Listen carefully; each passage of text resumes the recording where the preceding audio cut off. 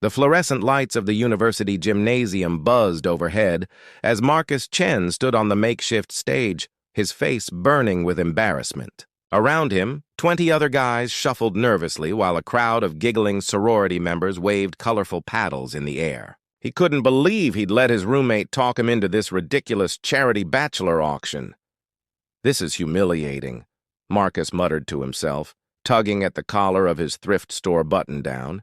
While the other participants had dressed to impress in designer suits and cologne that probably cost more than his textbooks, he looked like someone's underpaid teaching assistant. Which, ironically, he was. The auctioneer's voice boomed through the speakers. "And now, ladies and gentlemen, we have Marcus Chen. This charming gentleman is a PhD candidate in environmental engineering, volunteers at the community garden every weekend, and according to his bio, makes a mean stir-fry." A few polite chuckles rippled through the crowd. Marcus watched as the previous contestant, a square-jawed business major, had gone for $500. His own expectations were considerably lower. "Let's start the bidding at $50. Silence. Marcus felt his stomach drop as seconds ticked by. The auctioneer cleared his throat. "Okay, how about 25? More silence. Someone coughed.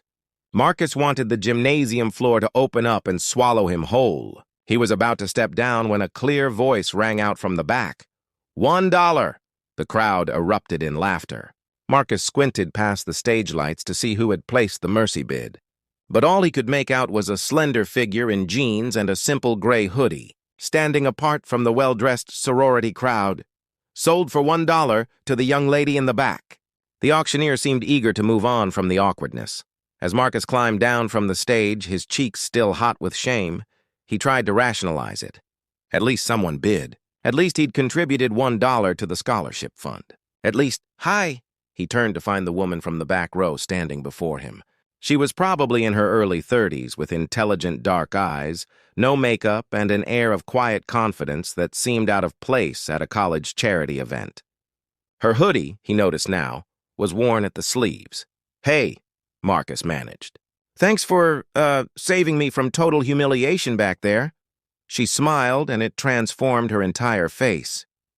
"You look like you wanted to be anywhere else. Was it that obvious?" "Let's just say you were radiating 'I lost a bet' energy." She extended her hand.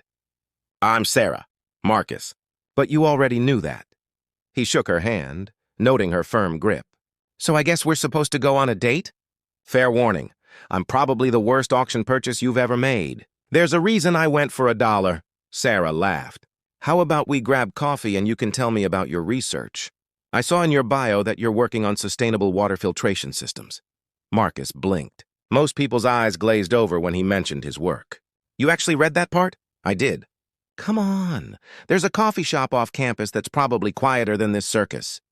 As they walked across campus, Marcus found himself relaxing for the first time all evening. Sarah asked thoughtful questions about his research, nodding as he explained his project developing low-cost water filters for rural communities. She didn't interrupt or check her phone. She just listened. "The problem is funding," Marcus admitted as they settled into a corner booth at the coffee shop. "I've got the prototype working, but scaling it up, running proper trials, that takes money the university doesn't have. I've applied for every grant I can find, but," he shrugged, "hence the bachelor auction. My roommate thought it might be a networking opportunity." "And instead you met the cheapest date in auction history," Sarah said with a wry smile. "Honestly, this is better than standing on that stage." Marcus took a sip of his coffee. "What about you? What brings a normal person to a college bachelor auction?" "I'm in town for business. Saw the flyer and thought it might be entertaining." She paused. "Plus, the money goes to a good cause, right? Scholarships for first-generation students?" "Yeah, kids like me, actually. I was the first in my family to go to college." Marcus felt that familiar tightness in his chest. "My parents worked in a garment factory, saved every penny. When I got my acceptance letter, my mom cried for 3 days straight." Sarah's expression softened. "They must be proud of you." They were. Marcus stared into his coffee. "They died in a car accident my sophomore year. But yeah, I think they would be." The conversation flowed easily after that. Sarah told him about growing up in foster care, bouncing between homes, never quite fitting in. She understood what it meant to build yourself from nothing. They talked until the coffee shop closed, then walked slowly back toward campus, neither wanting the evening to end. "This was really nice," Marcus said as they reached the parking lot. "I'm glad you bid on me." Even if it was just $1, Sarah pulled out her phone. "Give me your number.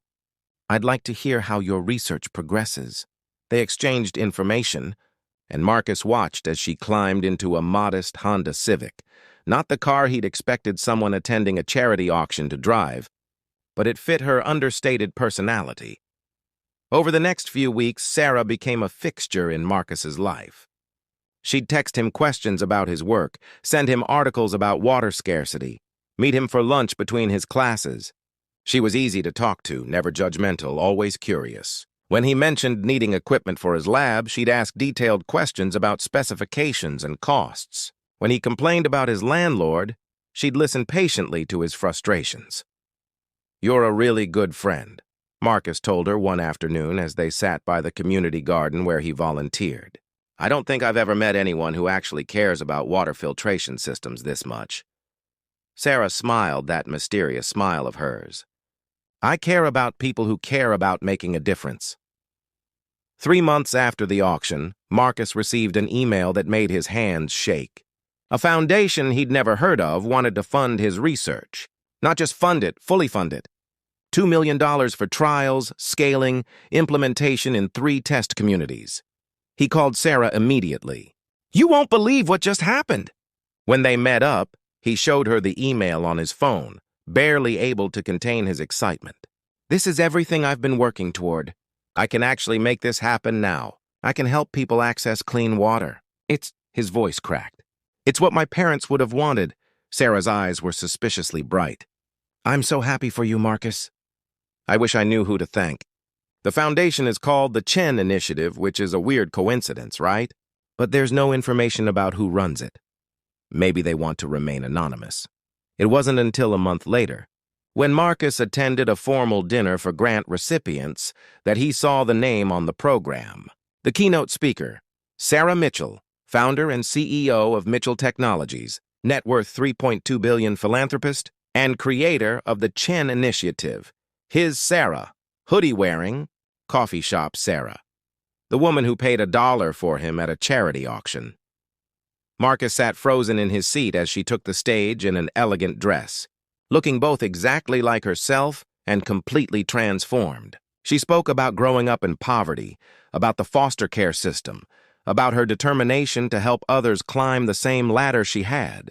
When her eyes found his in the crowd, she smiled that same warm smile. After her speech, Marcus cornered her in the lobby. "You're a billionaire." "I am. You let me buy you coffee. You made excellent coffee shop choices." "Sarah." He ran his hand through his hair. "You named your foundation after me?" "After your parents," she corrected gently.